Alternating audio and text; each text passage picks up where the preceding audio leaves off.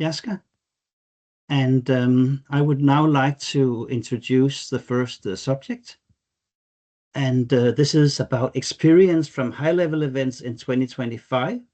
And the session is led and edited by our World Orienteering Championship project manager, Aaron Lesh, with participation from senior event advisors of high-level event seminars in 2025. So Aaron, please go ahead.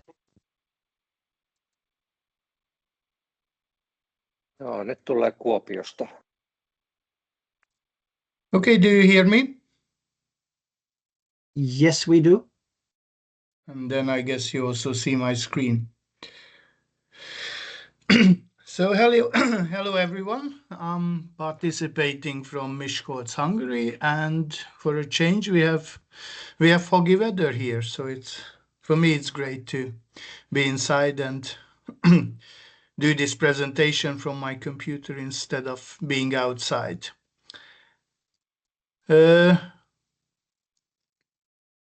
The goal of this presentation is to share the experience from IOF high-level events in 2025. As Helge introduced me, my name is Aaron Lesh. I'm the IOF JWOC project manager, and I've been doing this presentation for the third year straight now. And it will not only be me doing this presentation, but I will be doing it together with other IOF high-level event senior event advisors who were responsible for events in 2025.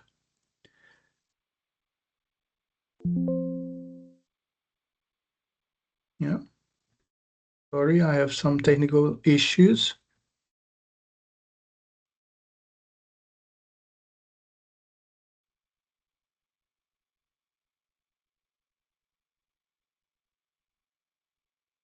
Okay, now it works. So the goal of showing you all these incidents is that we believe that first of all you can learn quite a lot from these incidents, and these are not only relevant, well, most of them are not only relevant for IF high-level events, but they are also relevant for smaller events and events that you will be involved in the future. Now it's November. We have concluded our final high-level event 1.5 months ago, so we believe that there was enough time to reflect on any of the incidents, things that didn't go according to plans during the year, and now we can revisit them and see what we can learn from them in the future. It's also very important that some of these incidents are not the result of how the organizer was prepared, but some of the incidents are coming from the misbehavior of spectators. Also, some athletes are not always behaving how we foresee that, but we probably, through these accidents, we may know how to solve them faster and better, where to look in the book to solve them. I also want to underline that when there is a certain issue that comes up, that means that we are most probably deviating from the plan. And most of the time, there are only bad solutions available, and you should choose from the bad solutions. So you are probably going to look for the least bad solution. Like there is a map error that was only identified 2 hours before the first start of the competition. Some of these incidents, I would say most of these incidents can be avoided, can be prevented with an experienced organizer who knows where to look at and who is doing many hours of prior checking. But these cannot always be prevented. Actually, the bigger the event is, the more variables come in, and the more complicated the event will be to organize. And one last learning, one general learning that I try to summarize after these events is that too many of these incidents, once again, were the results of late changes, being late, doing late changes, not thinking about certain scenarios, what may happen. So one very good advice from me is please try to avoid these late changes with careful planning. Try to think about the event is 2 weeks earlier than it really is, and that with the right mindset, that may help.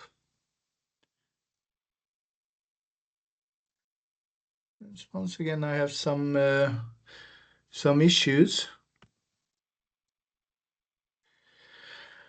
Okay, what kind of events we will talk about? We will start with junior events. We will start with the European Youth Orienteering Championships and go to the Junior World Championships after that. Then we will cover the 3 World Cup rounds we had, one in Sweden, one in Belgium that doubled up as the European Championships, and the third one in Switzerland. And then finally, we will cover the World Orienteering Championships in Finland. We will not cover the World Games that was held in China, not because there were no issues. The reason is that there are several investigations going on at the moment, and we decided not to cover the World Games, not to cross with these investigations. And so I will not be able to answer any questions regarding the World Games either. And we will also not cover the World Masters Orienteering Championships in Spain. Some issues will come up in the heat policy presentation that will be made later tomorrow. So let's start off with the first event, and that is the European Youth Orienteering Championships 2025. The senior event advisor of this event was Gábor Kovács. Gábor, I hope that you are there. Can you please switch on your camera and your microphone and take over from me? Okay, hello and good morning, also from Hungary. I'm living in Hungary and I was the senior event advisor of this year's EYOC, the European Youth Orienteering Championships. The EYOC was in this year in Brno in Czechia. And I think, please the next slide, Aaron. I think the EYOC was a very well prepared, organized and well-conducted event. But despite that, there were 3 complaints. But I think none of these complaints was the organizers' fault. Let's see the complaints. The first complaint, the reason of first complaint was that fact at the sprint arena, at the sprint competition, the Polish team made a complaint against the Czech team. The Polish team saw the Czech team at the sprint arena studying the previous map of the sprint terrain. But the real situation was that there was no previous map of the sprint terrain because this was a new area, never used for orienteering. The Czech team really studied a map, but this was their own map, which they made using Google Street View and Orthophoto, and they draw themselves this map. So they studied this map. And the second, the organizers rejected this complaint. This was the first reason. And the second reason was that using a map of the competition area at the competition day is prohibited if there is no quarantine. but there was a quarantine at the sprint event, so it's not forbidden to studying a map at the other sides of the event, for example, at the arena outside of the quarantine. So the organizers rejected this complaint, and there was no protest afterwards. Okay, let's see the next slide. It was a more complicated situation. At the sprint competition, the Lithuanian team came to the quarantine through the embargoed area. The embargoed area and the way to the quarantine was, this picture was in the bulletin also, in the bulletin 3, and it was highlighted at the team official meeting at the one day before. So every competitors and every participants know where should they go to the quarantine. Despite that, the Lithuanian team came through the embargoed area. We, as Roman Zbranek, the sports director of the event, and me stood at the entrance of the quarantine when the Lithuanian team appeared at the entrance of the quarantine, but from the wrong direction.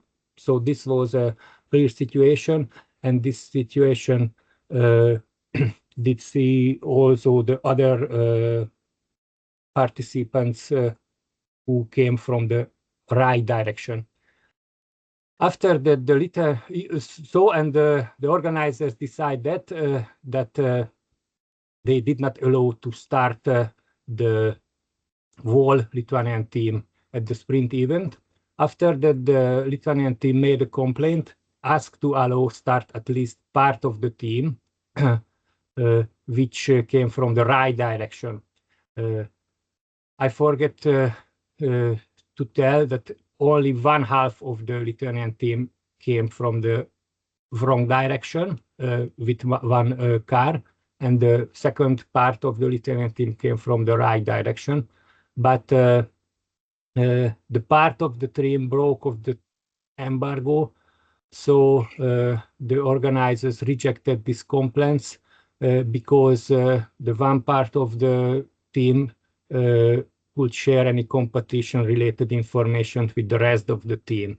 So the organizers decided to did not allow the entire team at to start at the sprint event.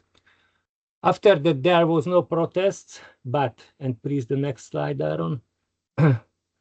My personal opinion that it was a very sad situation, because the fault of one of the Lithuanian coaches led to the disqualification of the whole team. This was a very difficult decision. We saw the crying competitors, especially the girls, but the fairness of the event so was paramount. This case shows the huge responsibility of the team officials, and a few months later, I think that it would have been a better decision to allow to start the whole team and at the event, and after the race, deciding about their disqualification in much more calm circumstances, because this case happened circa half hour before the first start.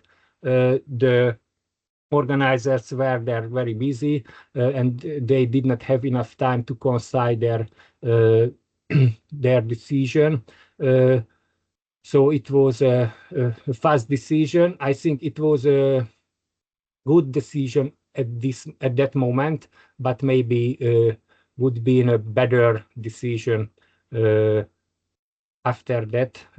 So maybe in the future, such decision can the organizers much more better consider. Okay, Yes, and there was no protest afterwards. And the third complaint was that at the relay competition in the women 18th relay, the third leg runners of the Norwegian team did not follow the compulsory route to the map start. The compulsory route from the changeover to the map start leaded in a corridor which was taped on both sides in 1 meter high, and there was a gap at the bend of the this compulsory route where the tape leaded not in 1 meter high but on the ground. But there was also clearly visible this taping. But there the Norwegian girl jumped out from the corridor and ran to the first control. The situation was very obvious because this was on the GPS tracking also. So the organizers disqualified the Norwegian women 18 team. After the Norwegian team made a complaint, but the organizers rejected that complaint because the situation was clear, obvious. The competitor didn't go to the map start and so gained sufficient time. So there was no protest afterwards. The Norwegian team would be on the 6th place if they would be not disqualified, but at the end they had no placing at the event. So that was the decision, and there was no protest afterwards. And these 3 complaints were at the EYOC in this year. Thank you. Gabor, Okay. we have a Yep. question. Yes. I guess it's considering the number 2 that did you let the Lithuanian team run after the other starters to just train their own class outside competition, not interfering the valid race?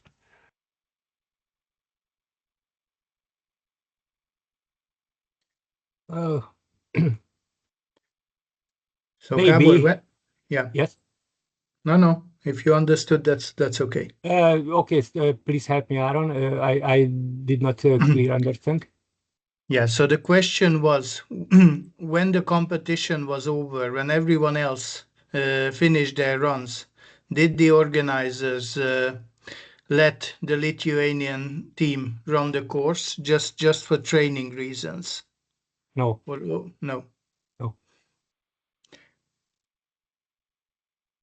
Yeah, so my opinion about this is that in these 30 minutes, making a decision is extremely difficult, and making it more difficult is that you are not sitting calmly in a room and cannot and have 30 minutes before the competition you normally have 100 other problems than this that you thought that they will be coming, and this kind of situation is very hard to foresee, and to act calmly is not something that you would normally expect from an organizer. And afterwards, it's much easier to make a calm decision. Yes.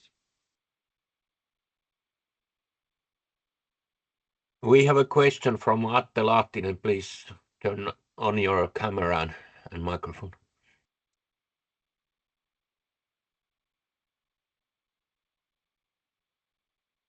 Yeah, I had a question about the same issue, and it's on the last paragraph.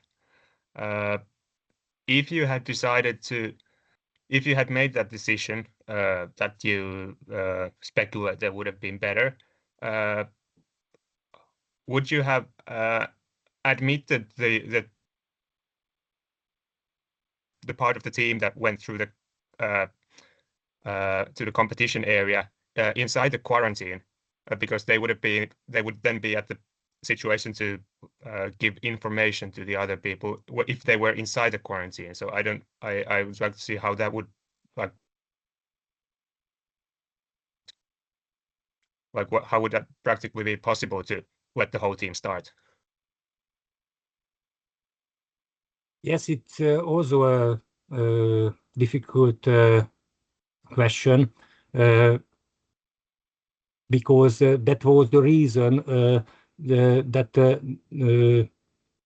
not allow to start the part of the Lithuanian team who came from the right direction. So we did not know which information gave them each other, which they saw at the Imborgod area when they crossed there. But I think it would be a solution, for example, signing a separate tent in the quarantine from the Lithuanian team.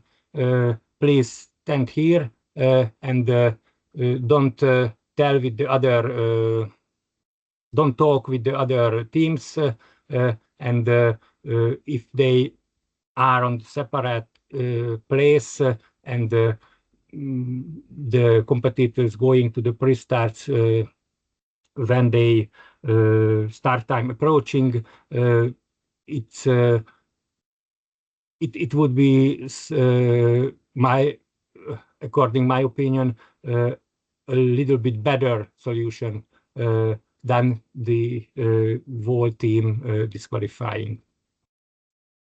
Yeah, you also have to consider that this was a junior competition, and these were children aged up to 18 years old, and they specifically traveled here for the experience. And one mistake from the coach did ruin at least part of this experience. So yeah, it's like when I told before that there are only bad decisions available in this situation. Yes. Okay, thank you, Gabor. We will go on with the other events, since we have 5 other events. And the Junior World Championships this year was held in Italy. And the senior event advisor was Mihály Eglin from Switzerland, and the assistant SCA was Szava Zsigmond Heinzinger from Hungary. And Szava, I wonder if you are there to present this part? Yes, I am here. Good morning, everybody. Could you hear me? Yes. Okay, so thank you, Aaron. Good morning from foggy Hungary. And as unfortunately Mihály couldn't be here, I will present our thoughts. As you could see, we have 5 kinds of issues during the events. So first we will go into weather conditions. And the first problem was the heat. Actually, we were not prepared for it, and neither the organizers, because if you check the average temperature at the location in Basserga di Pine, the average is about 21 degrees in June, and the maximum is about 26. But actually something very strange happened, because during the JWOC week it was over 30 degrees almost the whole week. And before we arrived there, it was 22 degrees. And the day after we left the competition area, it was again 22 Celsius degrees. So at the sprint relay, it was really hot.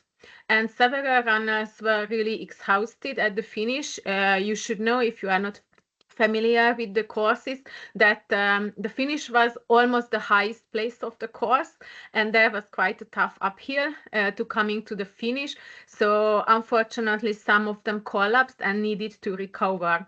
After the running, it was not exactly there the first aid tent, and it was not available right after the finish line. Some refreshment, but the media tent was quite close, so it was turned into a kind of first aid tent, and as much the organizers could try to deliver water and ice to as close to the finish line as possible. Aaron, could we go a little bit forward, please? Yes. So what was our learning for the next days? That the first aid come much closer to the finish line, and refreshments were offered quite much earlier than it was expected, and it was planned at the arena plans. Here you could see that, however, the humidity was not so high. We really had the high temperature. If you calculate the VBGT, it's 31 Celsius degree. But still the question is that, okay, as we know, it's relevant only for competitions above 20 minutes, that how you handle it if it's a sprint relay. So it's important, and what is our learning, that locate carefully the finish, the refreshments, and that they should be sheltered right after the finish if it's expected that there will be some hot weather conditions. If we go to the next slide, we could see that we had not only problem with the heat, but we have some problem with the storms. Or fortunately, we didn't have a problem with the storms, but we had some concerns. At the long distance, or before the 2 days of the long distance, it was expected that there will be some T-storms on the terrain. So the organizers were urged to consult a meteorologist who was an orienteer, and every 15 minutes we were checking that how the storm is coming, and fortunately it's avoided the terrain. So it was finally not an issue, but it was necessary to check because they were open areas, and we were quite afraid that what's happening if there is a T-storm and you are on a really huge open area. During the middle distance, there were some issues with the wind, and a storm cell appeared quite close to the arena, but fortunately, again, it didn't hit the competition area. After the relay, there was a really huge drop in the temperature, and we got a really big and heavy storm. And that's a good question, that how you can handle it if it's happening during the competition.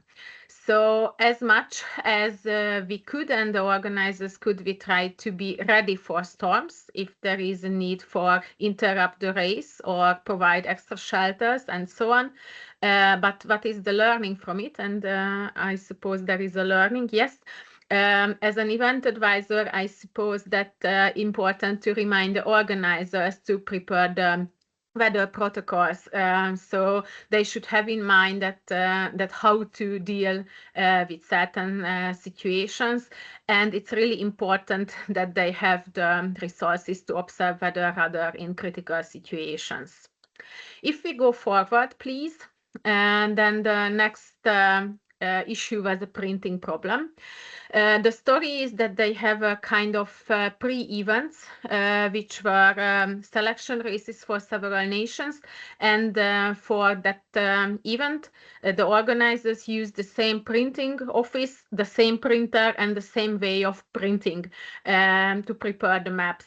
But still, the maps arrived for the sprint relay, and the long distance events and the sprint model. And what happened that, for example, single trees were not single trees, but they were represented like bushes.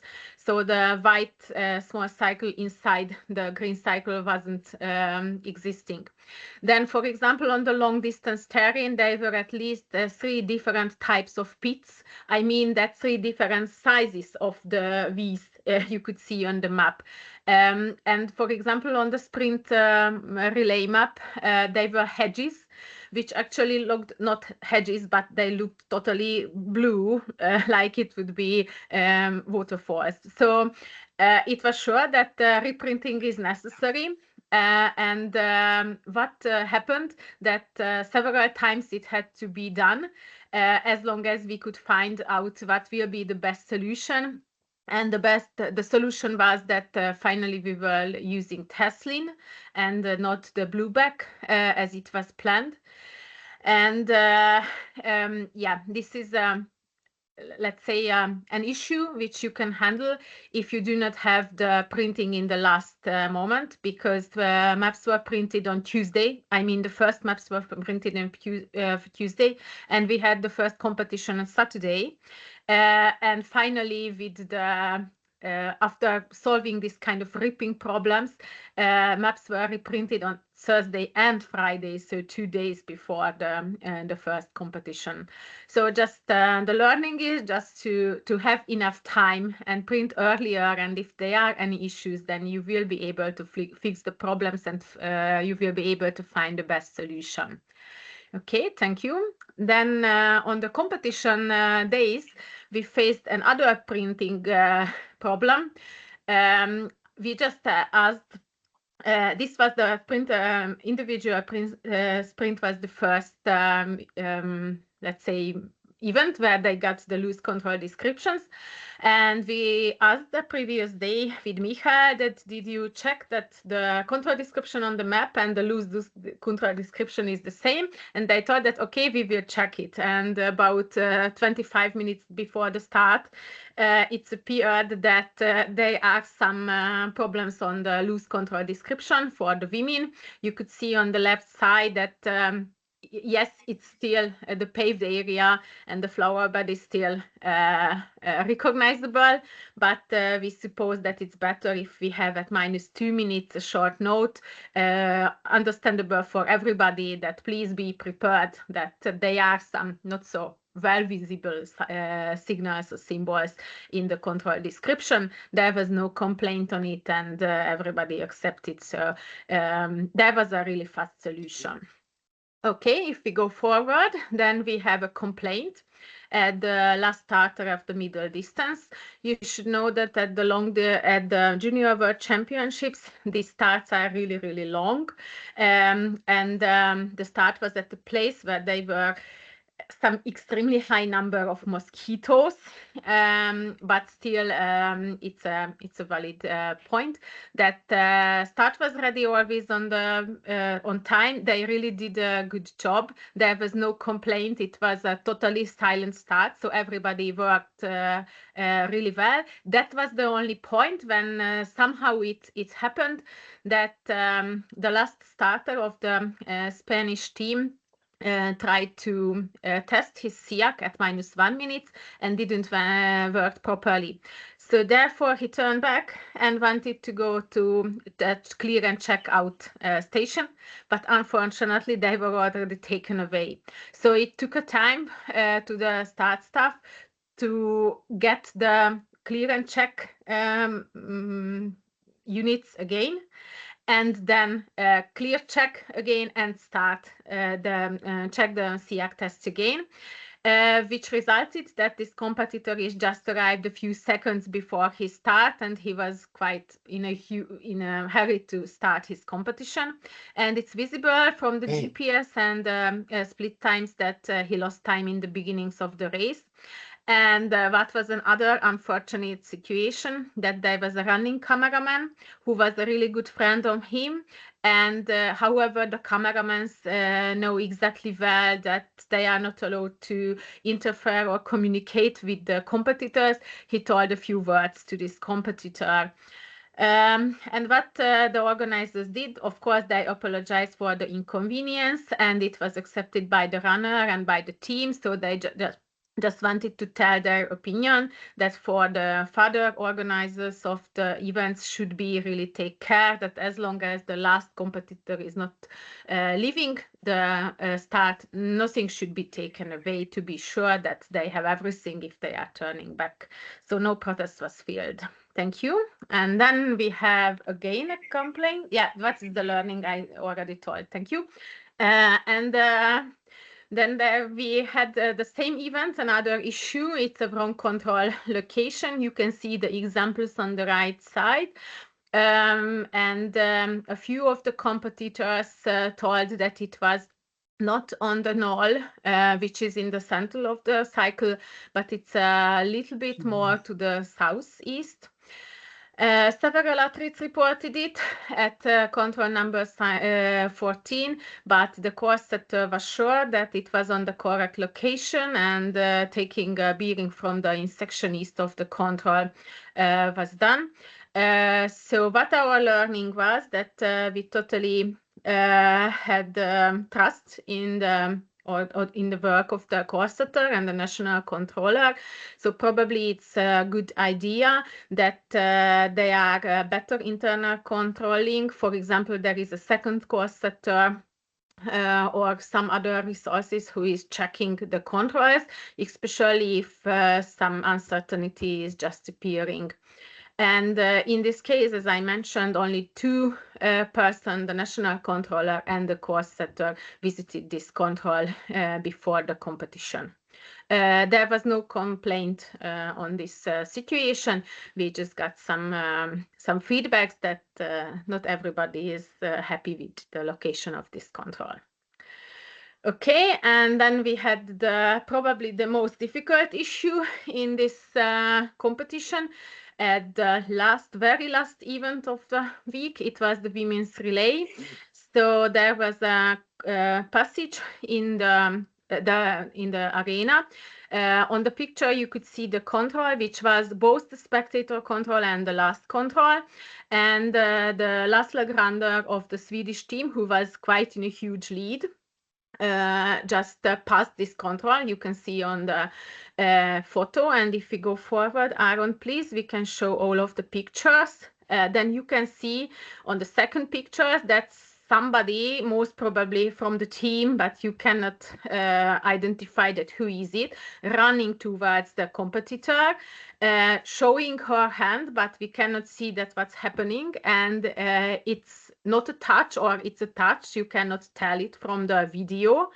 And finally, the competitor is just returning and punching the spectator control. So they didn't miss punch. If you are interested in the whole happening, you will see on the slides the whole link and the timing where you can check again. Thank you. So here you can find if you are interested in the whole video. So what happened? Quite several teams complained of this, and the organizers rejected it. So there was a protest, and there were some pro and contra, pros and cons for disqualification. There is the rule 26.2, which is definitely telling that it's not okay to obtaining any assistance outside of the competition. So it's not fair if you are not solving the problem for your own. But the contra for the disqualification, so why this World Championships team should stay in the results list, is that the arena setting. So, however, you couldn't see any touch or any close contact. You cannot control that what kind of information the runner, the passing by runner, is getting. And the question is who broke the rules, the one who is running and somehow getting the information, or do we need or should we need to identify the person who intervened and who tried to tell her that she should do something differently? The outcome was that the protest was rejected by a majority 2-1. So finally, the Swedish team became the World Championships. We have with Michael our personal thoughts that of course, we are familiar with the thinking of many of the coaches and the competitors, that a lot of people thought that it feels wrong somehow. But still, it's really difficult to tell that when we are disqualifying a team, especially as it was, I suppose it was from Kiel in the messages in the case of the EYOC, that it's a Junior World Championships is still much more about a social getting together and feeling the atmosphere, and not to put emphasis much more on the social part. And what my personal thought is is about this situation that as a former coach for the junior team, that most of our runners are totally involved or concentrating straight into their run. So they are prepared that if they are passing through or something, they are concentrating really much on the map and the competition and not listening outside, because that they can really influence badly the competition. So we couldn't even be sure that what was the reason. It was the only reason she returned back, because she got the information or not. So that was our issues. Thank you. I hope that I am still in the 10 minutes, but most probably not. If you have any question and we have time for it, I am free to answer. Yeah, thank you, Sava. About this last issue, I think it's better not to discuss any questions, because many people have many different thoughts, and probably we will hear quite a lot about this also in the rules section, in the rules update section, since the IOF Rules Commission and Photo Commission handled this situation quite extensively during the autumn, and discussed that the rules will not be changed on about this. Yeah, we had a question, probably I should react to it, that it's from Kel, that how was the arena layout presented in Bulletin 4, and was it clear that the same control was used for both spectator control and the last control? Yes, it was clear both in the control description and on the map that what is happening, and it was clearly possible to see on the arena layout, and even as the arena was the same and the last control location was the same the day before at the middle distance, I suppose it was quite an obvious situation. And as I know, I didn't notice any other problems with not touching this control twice. Okay, thank you, Sava. Thank you. Any more questions, Jaska, we should handle now? No, but Kjell Blom said he sent a message that you should take World Cup number 2 before him. He need to change the computer because of something problem with that. So okay, it's for you. Okay, so let's take the second World Cup round then first. This also doubled up as the European Championships, and the senior event advisor was Truls Christiansen from Denmark, and the assistant SEA was Daniel Leibundgut from Switzerland. Unfortunately, they both have some other commitments today, so I will present their thoughts, and then as I was the referee in this competition, I will also present the referee issues there. So one issue was this is still for the SCA's issues, was writing the bulletin. All the other bulletins, they were produced in a timely manner and sent to the SCA team for review. So they were in time, but for the preparation of Bulletin 4, they somehow started writing it from scratch and not using any previous JWOC bulletins as a template. And this resulted in significant time consumption for both the organizer and the SCA team. Actually, this same happened for the World Championships 1.5 months before. And I will come back to that, but just to show that this is a serious issue that comes up from time to time with organizers, and writing this last bulletin always takes time to. So please consider this, that you should start writing it quite in time. And they recommend that for future sprint championships, Bulletin 4 should be always based on a previous good Bulletin 4, such as JWOC 2024 or JWOC 2022. Their second issue is about the model event.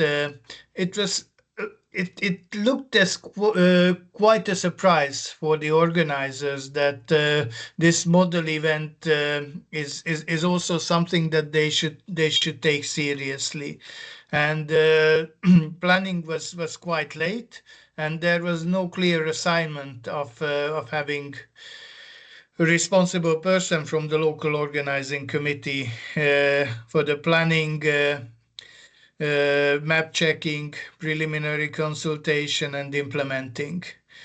And normally it's the course setters who are involved with this, but of course they were involved with the upcoming competitions, and then they were busy. And the SCAs raise a question: is it really necessary to hold a technical model event where people can test the punching and see how the start layout will look and how the finishing will look? So that is the technical model event. Is it still necessary at the level of a senior regional championships or a world championships? And my personal answer for that is that not everyone is is used to the setup that will happen at such a championships. It's not only the big teams that are participating. It's not only people with a lot of experience that are participating. For fairness, we must still keep this technical model event. The third one is about some kind of frustration from the SCAs on the competition day. Different organizations are built a bit differently, and who should be responsible for what. And they suggest that these roles on the competition day, they are fixed well before who will do what. So they suggest that the course setter should be present at the arena to coordinate and go to the terrain only if there is a need. The national controller is the person who should check the terrain and report to the course planner, and the competition director and the senior event advisor. And their issue here was that mostly for the sprint competition, the IOF TV crew and the marketing staff made some changes, not really to the terrain, but how the finish shoot will look and how the finishing will look. And when you are preparing for a competition, like in the last few hours, the last 24 hours before the competition, a lot of things are happening, and sometimes it's very difficult to get the SCA consulted, and standing without any decision for 2 hours can be quite frustrating. And I know that's why the IF marketing staff has made some small changes to the layout. But this was, as you can see from the slide, this was not preferred by the SCA and the assistant SCA. And the last one is a kind of compliment, that if you put in the work, if you put in the teamwork and the passion into setting great courses, having the right agreements, having the right map, and with a good team from the course setter, competition director, national controller, SCAs, and local organizers, then all this hard work is instantly worth it. Tomorrow at 3 o'clock Central European time, we will have a very exciting presentation about how the JWOC, the European Championships individual sprint courses were made. So I definitely recommend that all of you stay on until that presentation, because it will be really interesting. So it can also be a pure joy to organize a sprint competition from an organizer's point of view. That's the last learning. And then, since this presentation for the EYOC was a bit different to the others, I wanted to highlight a few of the referee cases. And as I was the main referee, then it's for me it's pretty easy to recap these. We had in the knockout quarterfinals a competitor who claimed to have been pushed early on in the course, and we asked several competitors and course marshals if they have also seen this incident, but no other proof was found other than what the competitor claimed, so there were no disqualifications in this case. The second case was in the knockout sprint semi-final. One competitor was pushed in the finish shoot, probably 12 seconds before his finish, and fell over. And the other guy who pushed him also fell over. So we rewatched the TV footage several times and decided that this competitor was really pushed, and otherwise he was in second position at this point of the race. So we believe that with a good chance he would have qualified for the final. So we advanced this competitor to the final, and the other one who pushed him got disqualified. The third case was in the sprint qualification. That this one you can see on the top right corner. A competitor claimed to have encountered a closed gate that was open on the map. It turns out that he was not at this gate that he claimed where he was, but he was only at this gate. You can see a small glitch in the GPS here. So we showed him the GPS, and the national controller went out and talked to the gate marshal who was here, and they also confirmed that this gate was open all the time. We showed the GPS to the competitor, and then he accepted that he was not at the right place. And the last one is from the sprint final. Organizers decided to disqualify a competitor for not following the compulsory route at the map exchange. This is the top, bottom right corner, sorry. So the situation was that here was the control, and the compulsory route went like this. But the compulsory route started like 1 or 1.5 meters after the control. There was a map exchange here. So this competitor, he took this, let's say, western route to the map exchange, going by the fence and then going through this. This was actually a parking area for bicycles. So he took this route, and this was full of bicycles. And then we decided, since we were here before the competition with the assistant referee, we decided that the situation wasn't 100% clear, and we decided to reverse the verdict from the organizer, and we reinstated the competitor. This was only a 30-meter section, and we also checked his split time. He was not the fastest on the split time, so we decided that he didn't gain any time with this. And there were two similar cases also. One was with a competitor that was claimed not to go to the start kite in the sprint final. This, having seen the layout, this was very improbable. This competitor also lost 1.5 minutes to the first control. So we decided that if there was a disqualification from the organizers, we will reverse the situation. But there was no disqualification in the end. And there was another case when a competitor claimed to have been distracted by walkers in the area. This was actually visible in the TV pictures, and he missed the podium spot by only 1 second because of this. And this also didn't go to a complaint.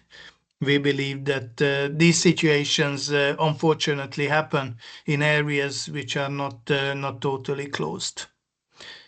Okay, so this was EOC 2025. I can only reply to the referee cases, unfortunately. No comments or questions. Okay. Then I wonder if Shell is now available. I'm okay. on. There's a Probably question Daniel. from Sorry, Daniel Wolf has a comment or question. Go ahead, Daniel. Yeah, hello. I just wanted to ask if you have any reflections on what happened at Sprint Relay. I mean, the huge amount of disqualifications on the second last control. So this was initially part of the presentation, but actually the SEAs decided that this they don't really want to highlight, because it was such a complicated situation, and you can find a Facebook group on Facebook, of course. I think it's the International Orienteering Mappers Facebook group, where this situation is discussed in detail, and they didn't have a lot other to add to this. So they believe that this has been discussed. Actually, the course planner for this sprint relay competition will do the presentation about the individual sprint courses tomorrow. So probably he is the best person to ask tomorrow about this.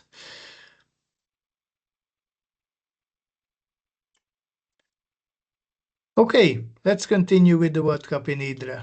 Shell. Yeah, thank you, Aron. Yeah, sorry, Shell Blomstedt was the SCA from Norway. World Cup in Idre Fjell was compact games and a very nice competition with no complaints. So here are my thoughts: what could have gone wrong, or I was worried about, or was discussed. Some of it was discussed in social media afterwards. I'm not a big user of social media, so I guess there were more discussions, so you can add to my presentation after I have done it, if you have something was discussed. We had 4 competitions and 1 arena. We didn't extend to another arena after the decision that there should be a qualification. We found an area to run in, but of course the areas close to the arena was hard used, and we couldn't have any arena passages. But I guess it would be hard to have any arena passages even without this qualification. So my conclusion on that is 3 competitions at 1 arena. It's challenging to have arena passages, but we make it, but it's hard. And in this situation, we even got 4 competitions at the arena, and it's not what you prefer. At the middle distance, it was 2.5K from quarantine to the pre-start, and they got a map to follow, and they didn't even follow the fastest route, because on the fastest route it was trails with a lot of tourists, and they wanted to keep the runners away from them. So we had a discussion with the Photo Commission 1 year ahead of the competitions, and we agreed to accept 2.5K, and there were no comments from the teams on that. But this also resulted that a question on the team officials meeting about the quarantine, because team officials said they want to follow their runners to the pre-start, and they couldn't go 2.5K back and forth. So they were allowed to take the cars from the quarantine to the pre-start and go back to the quarantine. So we extended the quarantine to the car, and of course we have to trust the team officials or the whole setup. But I received no complaints to that decision that was made on the team officials meeting.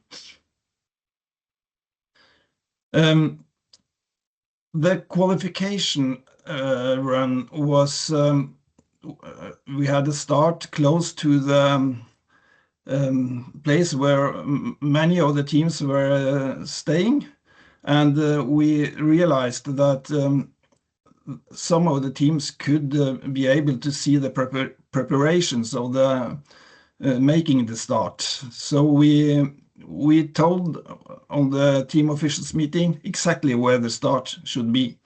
So if any by accident from our side could see the start preparations, no teams would gain from the others. And they have to run the course. So I think that was a smart decision to tell the exact place for the start. But there was some criticism to the qualification terrain or courses, because that was in a terrain that had been used by teams before, especially the Swedes.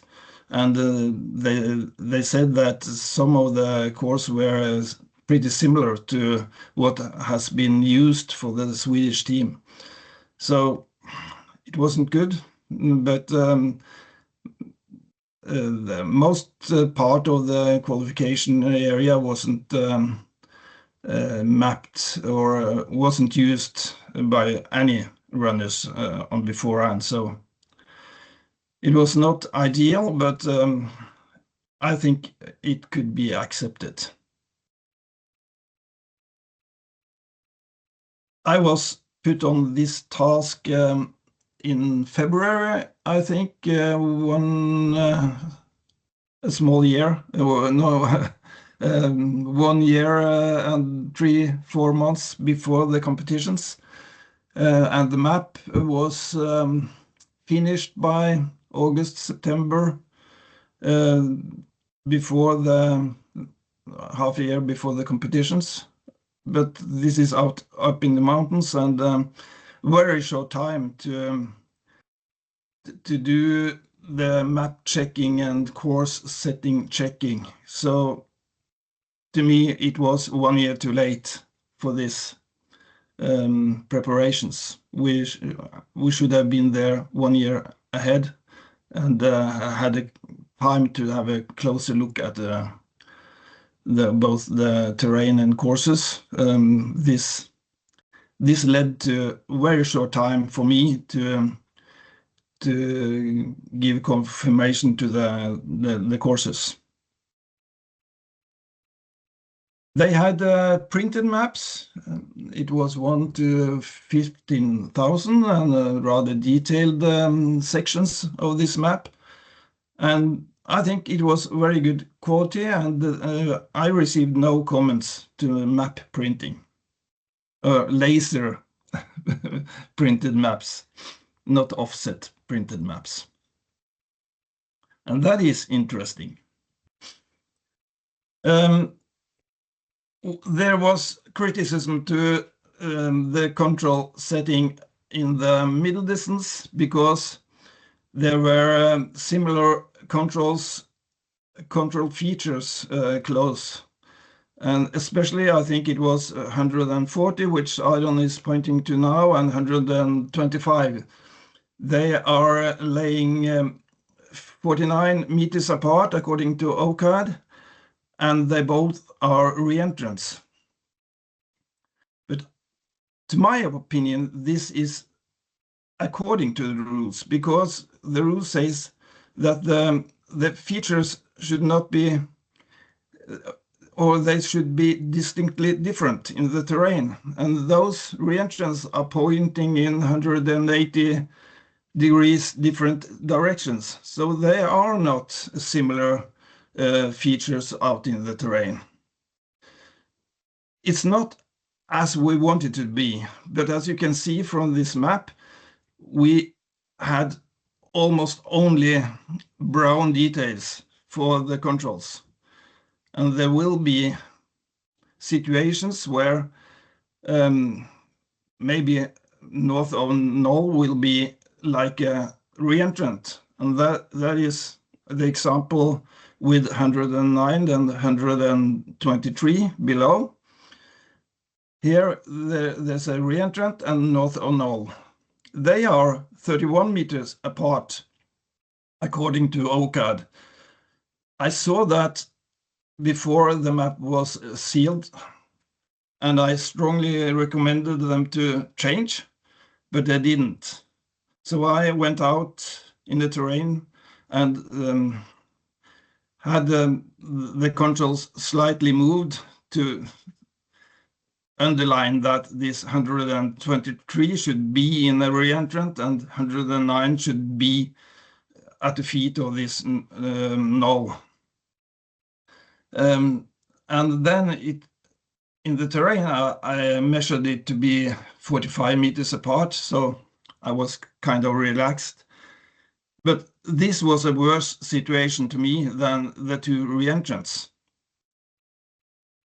So if you have any comments to this, I am very interested to hear them. Of course, it's my interpretation of the rules, and there may be other thoughts about this. Next item.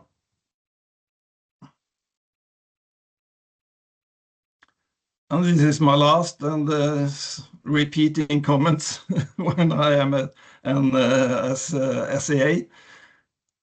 Too much use of form lines. I worked hard on the mapper to reduce the amount of form lines, and he did, and then this is the result. And unfortunately, I think he is not only using too much form lines, but he doesn't draw them as I want to draw them.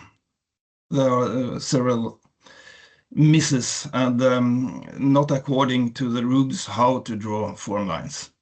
But I have this slide because I think I almost at every competition meet this challenge. And I'm SCA for World Cup in Lithuania and EYOC, is that right? Next year, and they have been allowed to have 2.5 meters contours on their map, but still we are working to reduce the amount of form lines on those maps. So 2.5 meters doesn't help.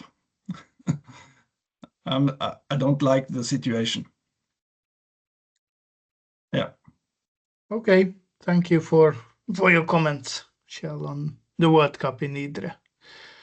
Jaska, do we have any questions? Not other than Kjell did just ask the question about 2.5 meters. I guess Kjell answered that question, but just a comment that if you want to look back to the sprint relay in EYOC, then Kjell has put the link to the Facebook group that you mentioned earlier, that it's in a chat group there if you anybody want to look into that.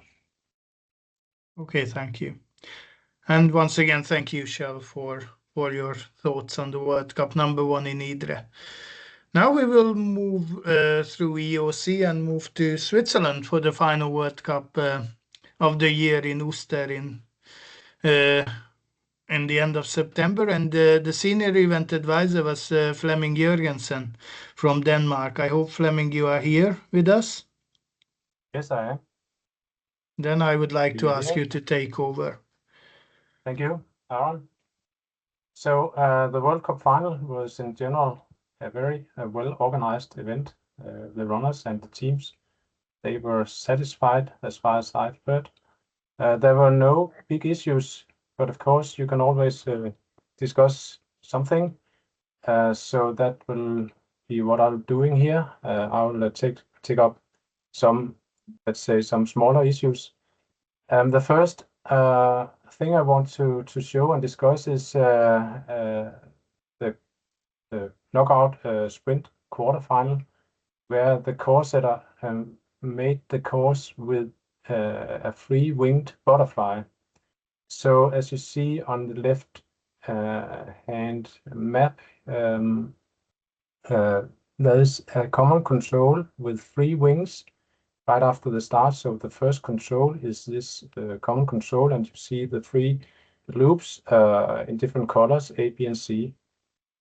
I think in order to not to show for the runners that there was this setup with 3 loops, he made I think a good solution on making 3 different sections of the course and 3 maps on the front side of the map sheet, and as you see, and on the back side, he showed the rest of the course where there was a quite decisive route choice leg from 11 to 12 control.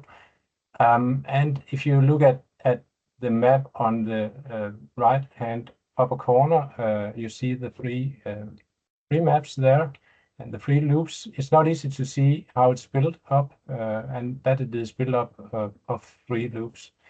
And if you look at the picture, you can see some of the women, they are standing still at the first control. Looking at the maps, they were challenged, really challenged here.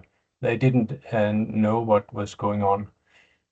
So this created splitting, and also the route choice leg at the end also created further splitting at the end. So this was a very good, I think, a good way to do it. And please go ahead, Aaron. On the next slide, you'll see on the middle map here that there was some chaos at this common control, because the start interval was set to 5 minutes both for men and women. And it took, for the women's, it took around 50 seconds, a little bit faster for the men's to arrive to the first control. And to do these 3 wings, it took for the women's roughly 5 minutes. That means that they met with the next heat right at that common control, and that control was put in a narrow backyard with some narrow entrances, only 2 entrances to this backyard. So that was quite chaotic. Can you move forward, Aaron? Maybe show the video here. So as you see, this is where the first heat of the men's class is approaching the control, and the last heat of the women's, they have finished all the 3 wings of the butterfly. So there was quite a lot of chaos here. So what we can learn from this is that don't put this central butterfly control in such a tight enclosed area with narrow entrances. And then also remember to check that the chosen start interval does not interfere with anything on the course and in the race, which it did here. Luckily, no incidents were reported from this control here. Move forward. So the next issue I want to talk about is the issue that you have probably seen on the TV broadcast with fences put up in the mazes. The organizers wanted to use mazes. They did that in several places throughout the competitions. Here is an example from the semi-final of the knockout competition. Close to the finish, there's an arrow pointed at the place here. It was quite slippery. It was a grass area with mud, and there was some tight turns around the fences. We knew beforehand that it could be, that these fences they needed to be quite, they could fall over if they were used by the runners. So in order to avoid that, the organizers did some efforts to make them robust, but we also made some regulations in the bulletin in order to try to prevent the runners to use the fences. We also discussed it. It was taken up at the team officials meeting, but unfortunately, those regulations were misunderstood. They were not clearly worded, neither in the bulletin nor in the team officials meeting. They were misunderstood, they were understood differently by the teams.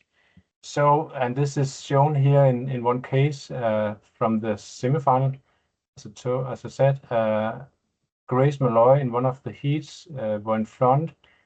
She approached this fence, as you see in the picture, first, as she was clearly aware that she was not allowed to use the fence, so she avoided to touch it, and she fell over. She lost around 2 to 3 seconds there, but JWOC, which approached here right after, or some seconds after, she used the fence, so she stayed upright. She didn't fall, so she gained some seconds on Malloy. And then after this, on the 2 last legs, she overtook Grace Malloy, who dropped to the 3rd place, and thus she was not qualified for the final. And this led the British team to file a complaint against JWOC because they thought, according to the regulations, that it was not allowed to use the fence. Yes, and several competitors used the fences to stay upright, and this is only one occasion here. It was also done in other mazes. Here it is Simona Abersol who used the fence. It fell over. The fence fell over. She tried to she actually put it up again, and the next runner was von Krusenstjerner, who did the same thing exactly. And then an organizer put it upright again. So many competitors used the fences, but some competitors, or actually many competitors, they were aware that they were not allowed to use the fences. So what happened with this complaint? The referees, they considered the rules to be unclear, and they therefore could not disqualify JWOC. Instead, they promoted Malloy to the final because they thought or found that she was significantly disadvantaged compared to JWOC. So what can we learn from this? That these additional regulations by the organizer must be carefully drafted in order to avoid misunderstandings, or that it's not understood in different ways by the competitors. And then, of course, that the fences used or other artificial barriers must be robust so that they don't fall over if they are in contact with the runners. And then also avoid late planning, because I think the main reason for why this regulation was not clearly written was that it was done in the last minute. Yes. Fleming, we have a question concerning the maze fences. Is another learning to avoid planning a sprint course with artificial tight turns, EAMAs, on terrain that may become so slippery? Yes, that's right. You can try to avoid that. Yes, you're right. Yes. Then one issue with a breach of the quarantine rules at the knockout sprint, because one coach complained that a Swiss competitor used her phone in the after-finish quarantine. This after-finish quarantine was mentioned in the bulletin that the after-finish quarantine is also a part of the quarantine zone, so it's clearly not allowed to use the phone there. Unfortunately, this setup or this way of doing it is not used in all high-level events, so I guess that some competitors can be a little bit confused on what is allowed and what is not allowed in the after-finish area. The Swiss team, they told the referees that not only one athlete but two athletes used their phones in the quarantine, and explained why. They didn't really know that they're not allowed to do it, and they excused.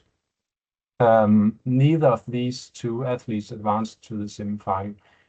And it was concluded by the referees that nobody gained any advantage here, and they decided to take no further action on this. And then there was also a report to me that competitors were using their competition maps in the quarantine. And in the bulletin, it was stated that it is not allowed to bring any maps in the quarantine zone. But the maps were not brought into the quarantine. They were handed out by the organizers, of course, still in the quarantine, so they were not brought into the quarantine. But anyway, the quarantine staff were instructed to inform the competitors that they should keep the maps in their bags while entering or while staying in the start quarantine. So if the organizers wanted to prevent the competitors from using their maps in the quarantine zone, or maybe only in the start quarantine, they should have collected the maps at the finish. I do not really know whether they were aware of this or they didn't think it was necessary or it was important to prevent them from viewing them on the maps in the quarantine zones. Okay. The next issue was that the referees got a complaint from a competitor who claimed that he was blocked on a control.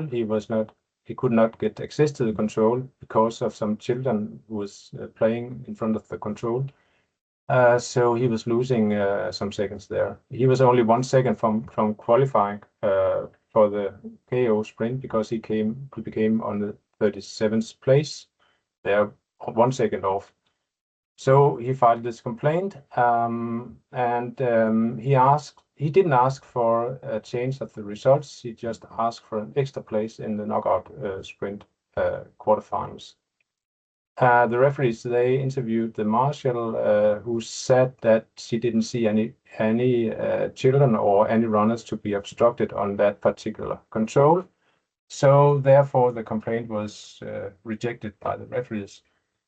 But if you look at the track, which I've done here and shown on the maps, and compare the actual runner here, is in red, with another runner in orange, you can see right before the control they have the same time, they are at the same position, but it's clear from the track that he is losing some seconds. Whether he's obstructed or what happens, we don't know, but he is clearly losing 3 seconds.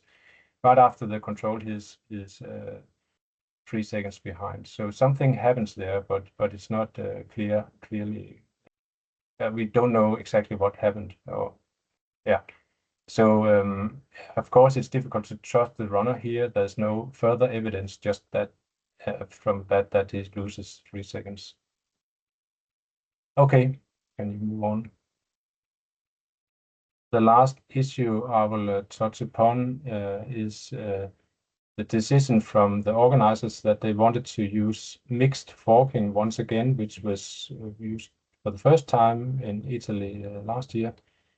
There were 58 teams participating in this relay. This is many runners, so they wanted to split them already at the first control, not only on 2 controls, but on 4 controls.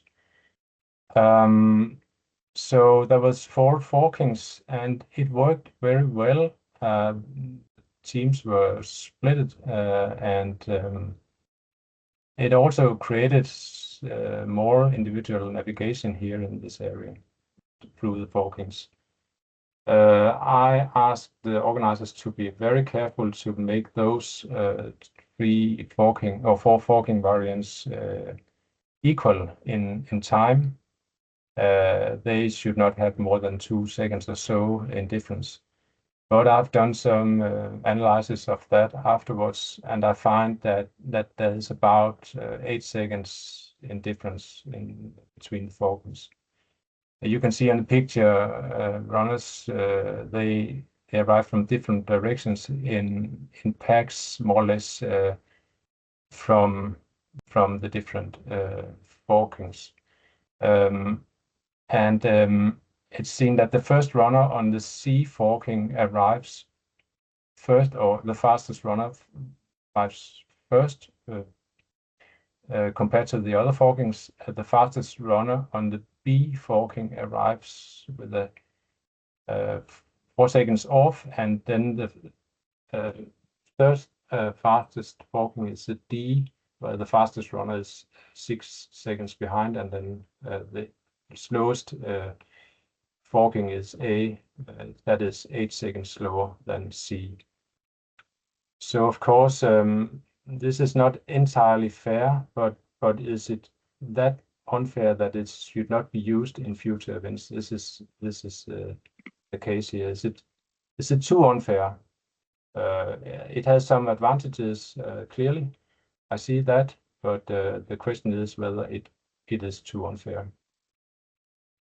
So I think that was the selected issues I had. Thank you, Flemming.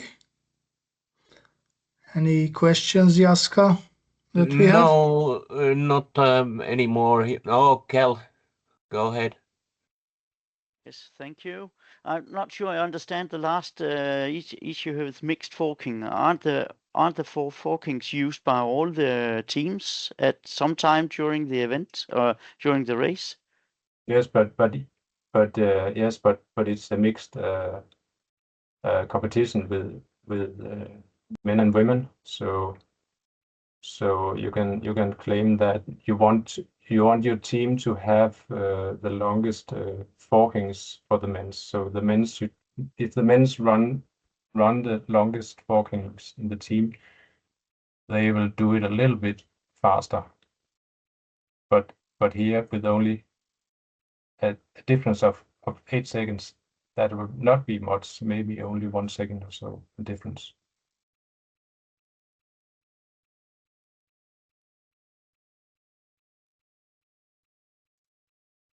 Okay. No more questions or comments here, but going back to the IDRE just for a while, Daniel Wolf has made a comment that he doesn't agree with Shell's interpretation on the features in near proximity, and I completely agree that you shouldn't mess with the similar features in a close proximity. Yeah, we will come back to that for WOC 2025, and you know that, Jaska, pretty well, because you were the national controller for this event, and I was the senior event advisor together with Ivar Molen from Norway, and we are a bit late on time, so I try to be a bit faster than than normal.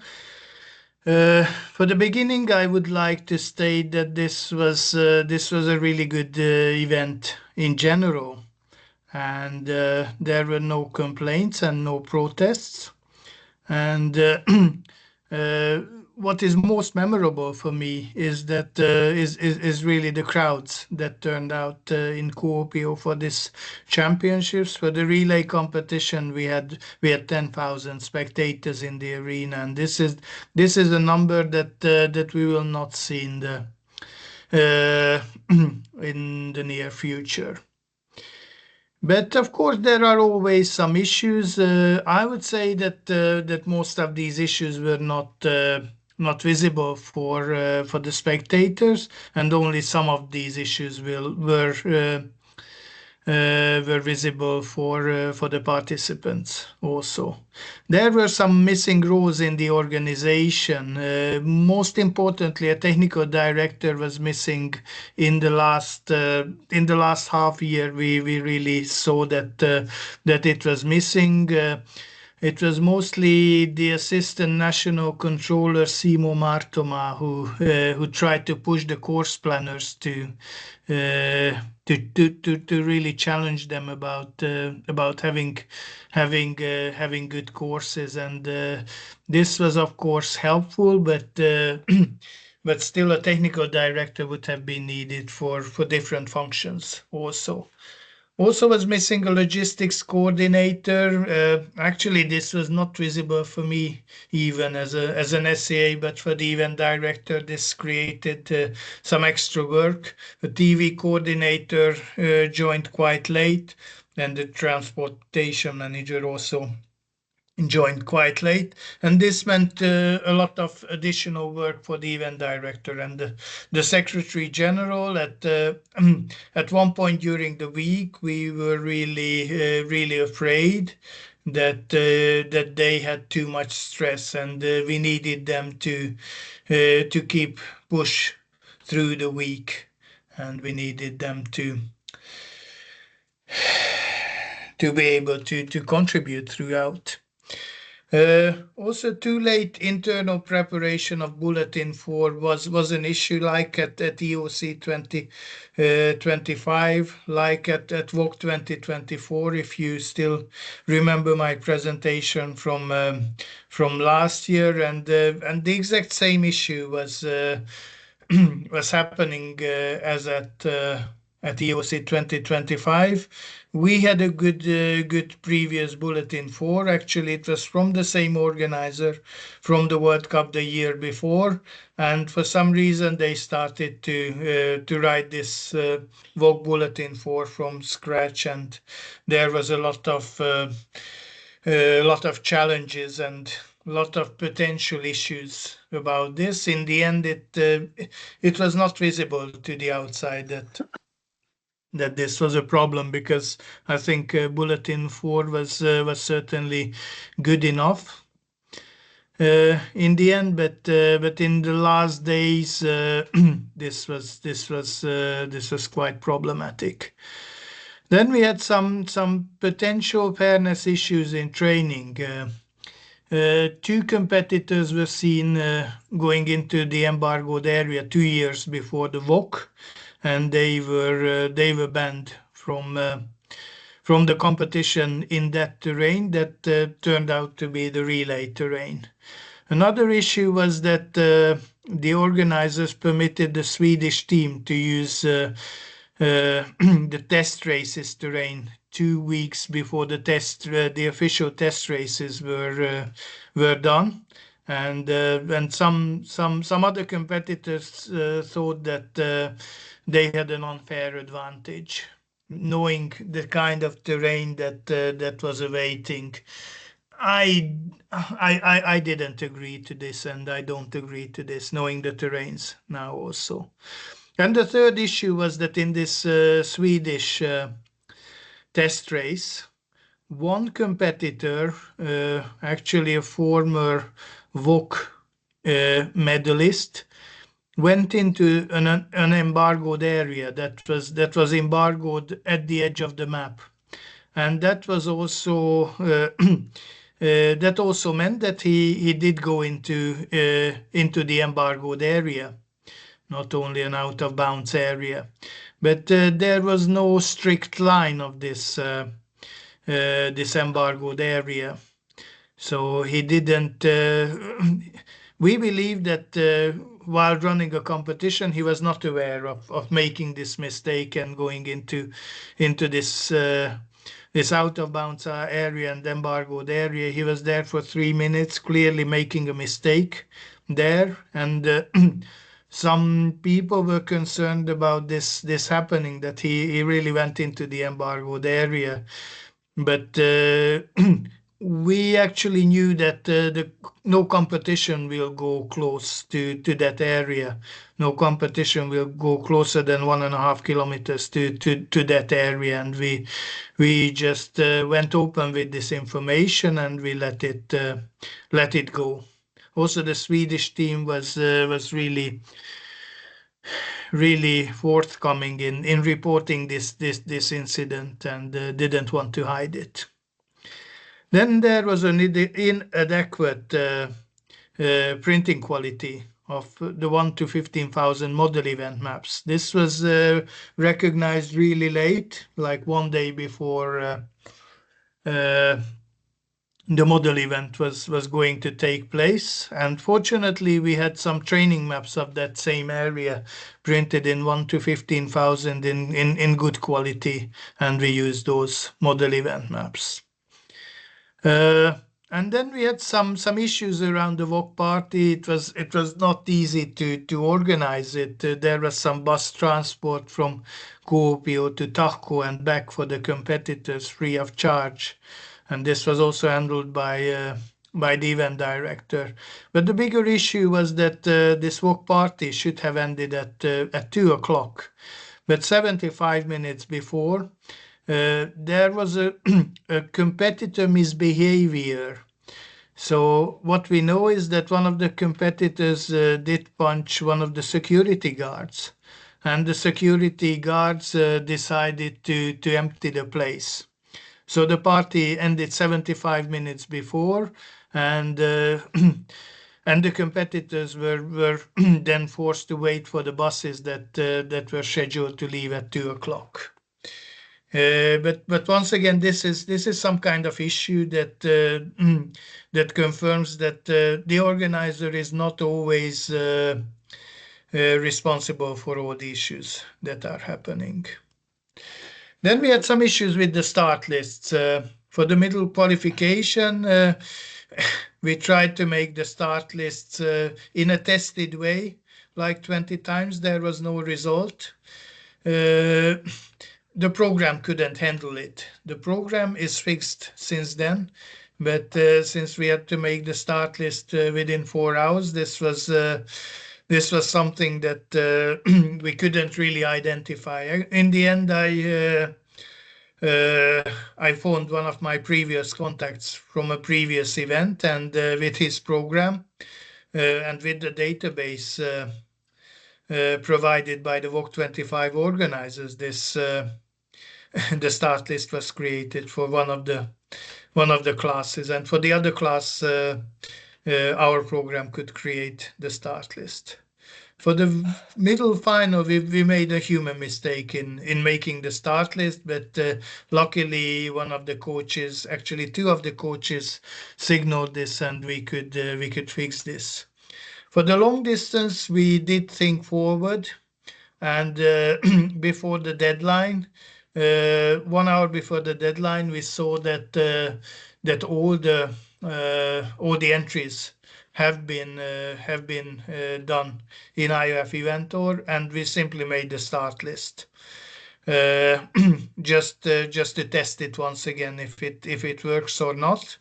And since it worked, and in the end we discovered that there was only one change in the entry list, and that came in a fortunate situation when the new and the old competitor were supposed to start roughly at the same time.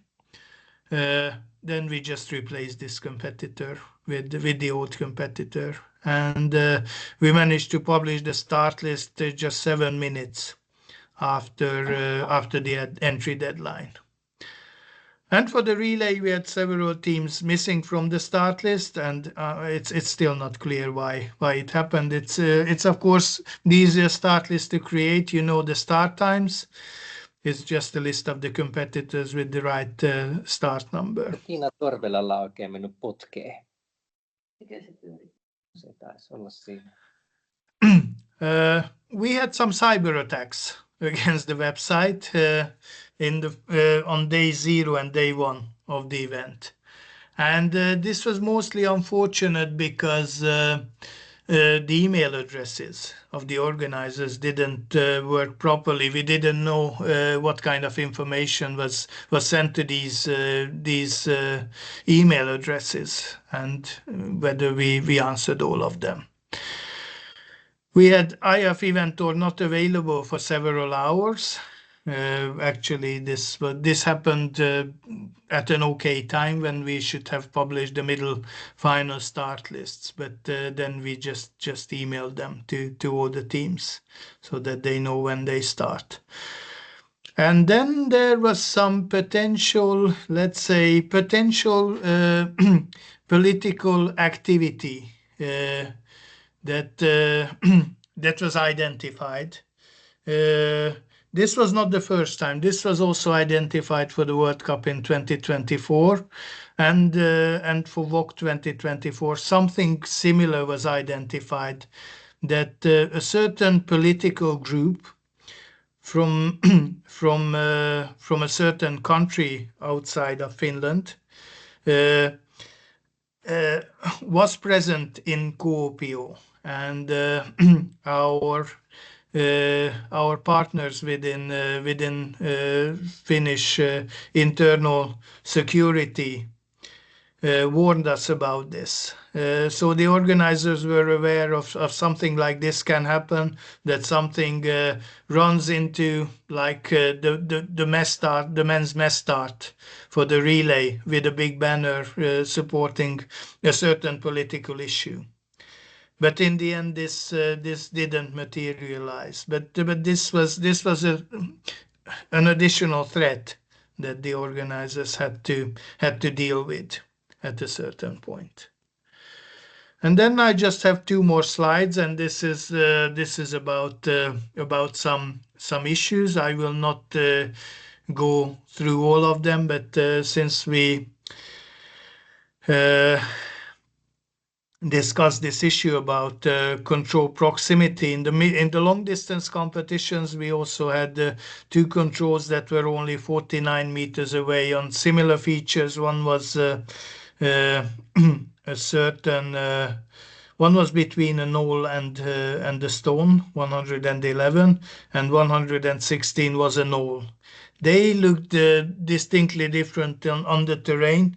But I agree with Daniel Wolf here that from a controller's point of view, you want to avoid situations when people can make complaints, when competitors can make a protest. Luckily, there was no complaint, no protest in this case either. But with some careful planning, we could have worked around this issue. And the other one I would like to mention here was in the long distance competition, like 1 hour before the first start, we discovered that there were some new fallen trees very close to the arena and the arena passage. You can see the map on the left, on the top left picture, and my sketch on how I think it looked on the top right sketch. So from 4 to 5 people were running on the path, and suddenly there was a fallen tree, and it would have been logical to go through the fallen tree to the right, but what the competitors didn't see, that there was some badly runnable area afterwards. So we had posted some tapes in this area on the right hand side of the path to guide them towards the left. And then there was not enough time to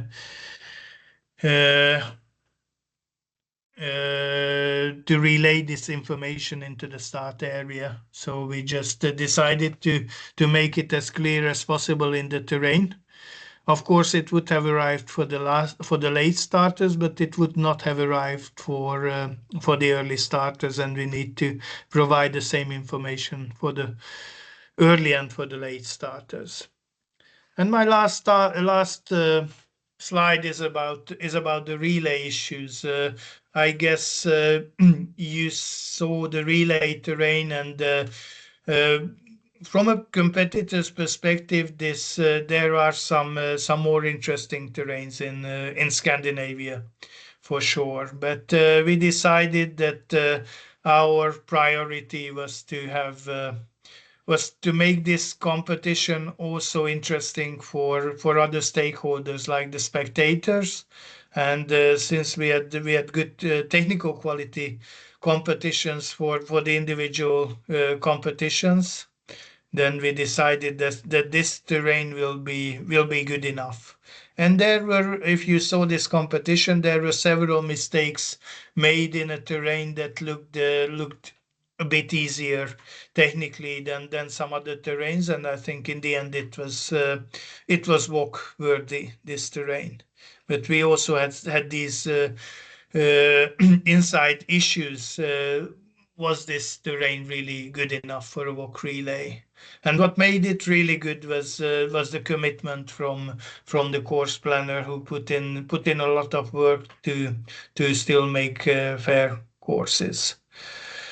I don't have time to talk about these other issues here, but you can really you can really read them on the screen. Probably about this last issue, competitor running into the forbidden area and not coming back.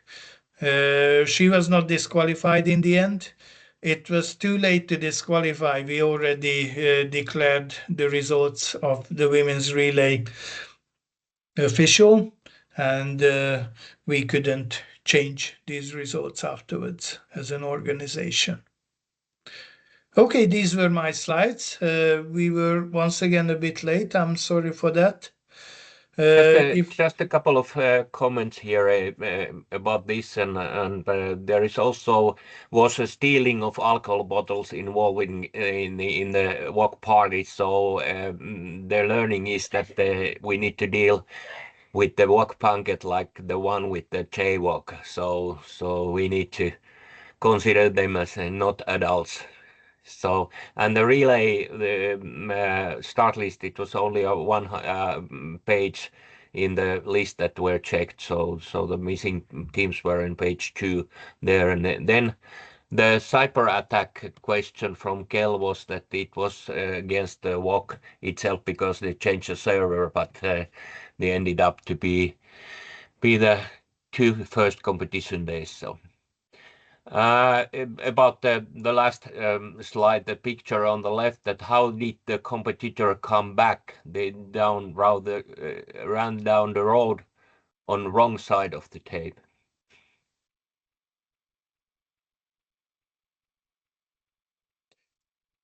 Okay. So that was the question. Yeah. That's fine. And I said that Jaska was the national controller, so he's also the right person to answer these questions in this case. Yeah, it was considered that no advantage was gained there, so that was the main reason not to disqualify. Okay, but if there are